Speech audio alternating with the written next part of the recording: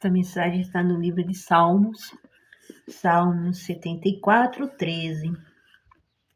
Tu dividiste o mar pela tua força, quebrantaste as cabeças dos dragões das águas, fizeste em pedaço as cabeças do Leviatã e deste por mantimento aos habitantes do deserto. Fendeste a fonte e o ribeiro secaste, e os rios impetuosos. Teu é o dia e tua é a noite. Preparaste a luz e o sol. Estabeleceste todos os limites na terra. Verão o inverno tu os formaste. Lembraste disto, que o inimigo afrontou ao Senhor e que o povo louco blasfemou o teu nome. Não me entregues às feras as almas das rolas. Não te esqueças para sempre da vida dos teus aflitos. Atente à tua aliança, pois os lugares tenebrosos da terra estão cheios de moradores de crueldade. Não volte envergonhado ou oprimido. Louve o teu nome, o aflito e o necessitado. Levanta-te, ó Deus, planteia a tua própria causa. Lembra-te da afronta que o louco te faz cada dia. Não te esqueças dos gritos dos teus inimigos no túmulo daqueles que se levantam contra ti. Aumenta continuamente. Glória a Deus. Livro de Salmos 74, 13. Ele diz aqui: fizeste em pedaço as cabeças do Leviatã e deste por mantimento aos habitantes da terra. Fendeste a fonte e os ribeiros e os secaste os rios impetuosos. Teu é o dia e a noite. Preparaste a luz e o sol. Que palavra, hein? Cada parte da Bíblia, cada livro que eu leio, tem a palavra que é revelada. Aí a palavra revelada neste Salmo, do 13 ao 23, é aqui, a 16. Teu é o dia e a noite. Preparaste a luz e o sol. Aleluia. O dia e o sol. Que palavra! Se Deus ele preparou para a humanidade, para o homem, a luz e o sol.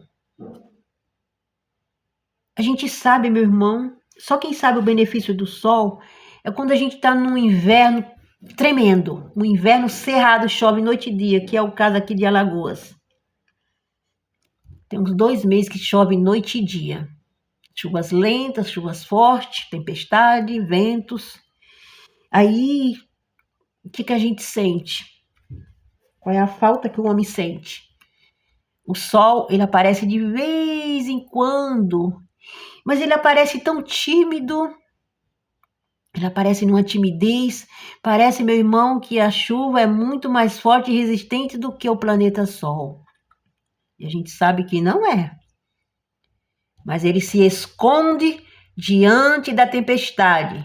Ele se esconde diante da força das águas, que é a chuva. E aqui ele vai: criaste o dia e a noite. O dia significa luz, a noite significa trevas. E o Senhor também o formou. Quando é que temos necessidade da luz? Quando a gente sai à meia-noite, para frente, para diante, até as 4 da manhã, a gente sabe que a gente vai andar em trevas, porque tudo é escuro, tudo é trevas, porque assim ele fez. E quando amanhece, a claridade já começa a despontar, a despertar. E quando é que a gente sente falta da claridade? Quando estamos em trevas, que é a noite. E o que aquele irmão está querendo chegar nesse ponto? Estou querendo chegar, meu irmão, é que só conseguimos enxergar a luz no momento de treva, de escuridão. Qual é o ponto de escuridão? Muitas das vezes não é uma noite escura, não é da meia-noite às 4 da manhã. É quando a gente se encontra num poço profundo, numa escuridão. E vários relatos das nossas vidas, em áreas das nossas vidas que estão em trevas. É o casamento que não anda, é o trabalho que não prospera, é a família rebelde, filhos em vícios, família destruída. Isso significa o quê? Que não estamos em luz, estamos em trevas. E é o ponto que quer chegar. É quando estamos em trevas, a gente procurar a luz. E quando é que nós encontramos a luz? É quando sai das 4 da manhã e vai chegando para as 5, 5 e meia, que é o horário que eu desperto e eu presto bem atenção. É quando a luz vai raiando. E essa luz significa o quê, gente? Jesus. Onde você se encontra, meu irmão? Em trevas. É na saúde, é na família, é no casamento, seja em que área for. Se aproxime da luz. Saia da escuridão, Deus vai apontar, vai haver uma luz que vai ter uma saída para o seu problema, para a sua dificuldade. Ah, irmã, tu não sabe o que eu passo, tu não sabe o que eu estou enfrentando na saúde. Ele diz, não importa o que tu tem, não importa o ponto das trevas, se é pequeno ou grande, se as trevas são tensas, se as potestades são muitas. Porque ele também diz na sua palavra, a luz e as trevas para mim é a mesma coisa. Eu li essa palavra outro dia. Então eu fiquei assim, por um segundo ou minuto, eu fiquei estagnada nesta palavra. Eu disse, Deus, a luz e as trevas para ti é a mesma coisa? Então o que significa o meu problema que eu estou passando? Ninguém quem prega, meu irmão, também tem dificuldade, tem peleja. Aí é que tem, meu irmão. Ele abre um vídeo desse para levar a mensagem, a libertação para alguém. Aí é que o negócio fica estreito. Aí é que o sol se esconde. É, meu irmão. E o que a gente tem que fazer? Correr lá fora e pegar o sol, trazer o sol de volta. Como que a gente traz o sol de volta? É imaginando. Imaginando que ali está brilhando. Porque o sol significa Jesus. Porque é luz. E a madrugada significa, a noite significa a treva, o sujo, o maligno. Porque ele é trevas. Porque ele é a treva. Por que Deus diz a luz e as trevas para mim é a mesma coisa? Porque ele domina as trevas. Há um domínio sobre por quê? Porque as trevas e a luz pertencem ao Rei da Glória. Então ele tem um domínio sobre as duas coisas, luz e treva. Ele tem um domínio. E se ele tem um domínio dessas duas coisas, da luz e das trevas, então o que o homem tão pequeno, na sua pequenez, tem que fazer? Se aproximar do dono das trevas e da luz, que é o próprio Deus. Mas muitas vezes o homem não se aproxima de Deus, nem de Jesus, ele se aproxima do quê? Se tranca num quarto, passa uma semana sem tomar banho, sem comer, e diz, não quero mais viver, quero morrer. E aí ele está se entregando às trevas. Em vez de ele fazer o contrário, ele faz totalmente o oposto. Mas não pode. Você tem que fazer o contrário. Quanto mais treva você enxergar, mais a luz você tem que procurar. Aqui no momento que eu me encontro, que está chovendo muito, o inverno aqui está tenso, eu fico o dia inteiro rolando nos meus afazeres, ou que seja que eu esteja no meu negócio dentro da minha casa, eu estou sempre tipo em círculo. Quando o sol aparece, eu corro lá e... Ai, sol, não vai embora agora. Fica mais um pouquinho. Ô, sol, permanece só mais um pouquinho aí onde você está. E nesse momento, meu irmão, eu estou falando com Deus, porque Deus é o sol. A luz é Jesus.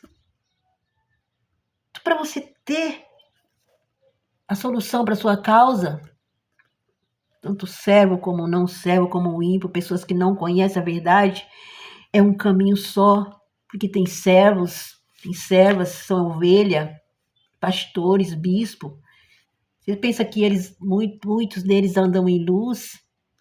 Claro que não. Tem bispo que anda em trevas. Como é que tu sabe, irmão, que ele anda em trevas? Tu anda com ele? Eu digo, eu nunca andei com nenhum deles. Um bispo nenhum. Vejo, já assisti culto, mas quando ele prega algo que não está na Bíblia, ele está na Bíblia ou ele está no poço fundo? Hã? Quando ele vai tirar a lã das ovelhas até o último, até aquele courinho da ovelha aparecer, em vez de dar, ele vai tirar um pouquinho mais. Aquela ovelha que já não tem nada. Uma passagem de Davi. Davi era rei aclamado. Davi tinha muitas mulheres, tinha tudo, tinha Deus, mas ele, no ensejo dele, que ele estava, em vez dele ir para a guerra, ele disse, essa guerra eu vou descansar, eu vou me deitar e vou ficar no meu palácio, e não foi para a guerra, pegou seu soldado e mandou embora, e ficou.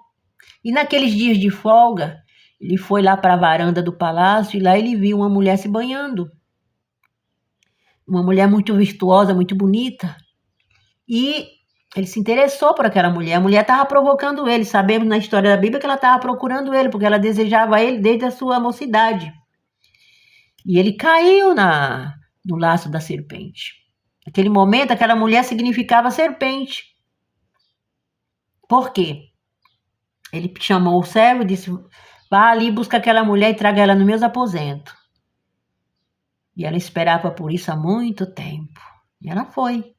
Ali ela se deitou com Davi e dali ela ficou grávida. Depois que ficou grávida, o que ela tinha que fazer? Estava em apuro, né? Porque o marido estava 3 meses na guerra. Ela não tinha como dizer que aquele filho era do marido. Ele estava longe há muito tempo.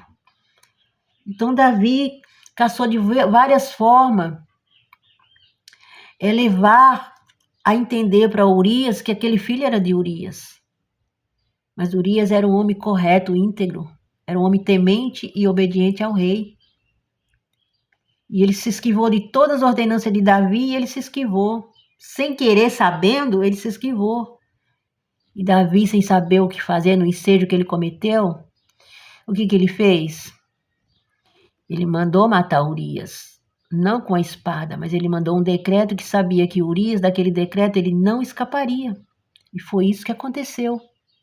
Urias, ele estava à frente da guerra, ele não era homem de frente, soldado de frente, ele era soldado da retaguarda, não era de linha de frente. Mas ele foi colocado em linha de frente e quem pôs disse, ele vai morrer, disse, mas é para isso mesmo, é para morrer.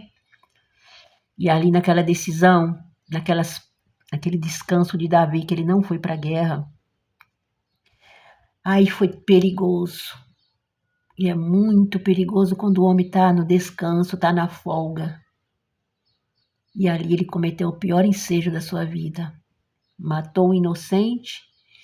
E aí, Deus, ele mandou o levita ir até o rei e dizer, contar a história, né, que passou um homem má e pegou uma ovelhinha, uma única ovelha que tinha, levou. E aí ele disse, esse homem é digno de morte. Aí te rei? Sim, mande matar. Ele disse, então, mas esse homem é você, rei. Eu? Sim. A passagem de Urias e da esposa de Urias. E ali ele caiu na realidade. E aí Deus falou para ele, Davi, eu te perdoo, eu já te perdoei. Mas saiba que a espada, ela nunca vai sair da sua casa. E quem conhece a palavra, lê Bíblia, quem é ovelha, vai em templo, sabe? Como terminou a história de Davi. E Davi era um homem temente a Deus e era o segundo o coração de Deus. Mas neste momento que ele usou a tomar a mulher do seu soldado, ele era luz ou era trevas? Por isso que eu digo. Tem bispo, bispa, tem pastores, tem toda a classe de membros de igreja. Tem que um dia é temporal e um dia é luz. E coitado da ovelha no dia que aquele homem é temporal, que certamente vai ficar sem a lã. Amém? Se você gostou da mensagem, envie esta mensagem para alguém. Certamente você vai conhecer uma ovelha que está prestes a perder a lã.